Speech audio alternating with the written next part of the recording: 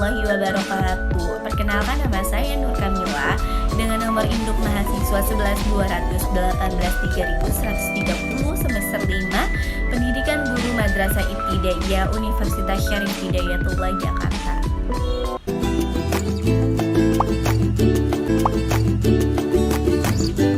Belajar bahasa sama hakikatnya dengan belajar berkomunikasi. Oleh karena itu, peserta didik dapat diharapkan bisa berkomunikasi dengan baik secara lisan maupun secara tulisan. Tujuan pembelajaran berbahasa. Yang pertama, siswa menghargai dan membanggakan bahasa persatuan bahasa Indonesia, bahasa negara kita sendiri.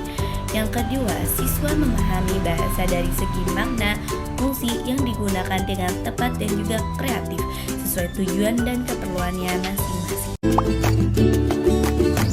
Fungsi pembelajaran berbahasa. Yang pertama sebagai sarana penyebar luasan pengetahuan, yang kedua sebagai sarana pelestarian pengembangan budaya. Manfaat pembelajaran berbahasa: melatih dan mengembangkan pengetahuan bernalar, berasa, dan juga bersikap.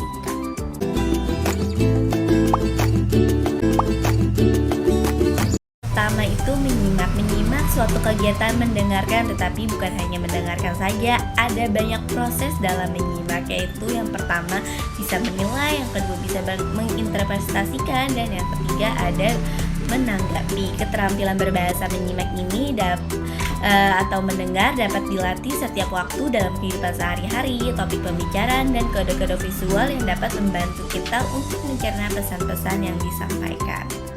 Yang kedua ada keterampilan berbahasa berbicara. Berbicara adalah alat untuk berkomunikasi sesuai kebutuhan sang pendengar. Keterampilan berbicara diperlukan untuk dapat mengungkapkan ide atau gagasan yang ada pada diri kita.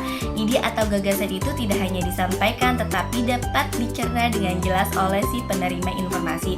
Nah, lalu bagaimana sih caranya kita menyampaikan ide atau gagasan dengan baik? Kita dapat menggunakan struktur kalimat yang sederhana serta bersifat efektif dan juga efisien.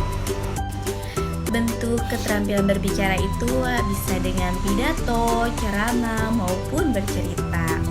Yang ketiga itu ada keterampilan berbahasa membaca, adalah keterampilan dalam memahami suatu teks. Membaca merupakan uraian makna kata-kata yang tertulis dan dimulai dari mengenali, memahami, dan kemudian menyampaikan kata-kata tersebut. Membaca dapat membantu kita mengembangkan seluruh bagian-bagian berbahasa seperti kosakata, ejaan, struktur bahasa atau kalimat, dan juga penulisan. Yang terakhir ini ada keterampilan berbahasa menulis. Menulis adalah suatu komunikasi yang dilakukan secara tidak langsung.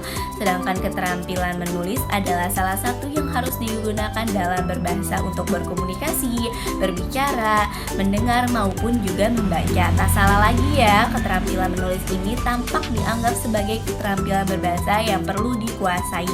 Tulisan yang bagus adalah tulisan yang mudah dicerna melalui penggunaan kalimat-kalimat yang sederhana, efektif, dan juga efisien.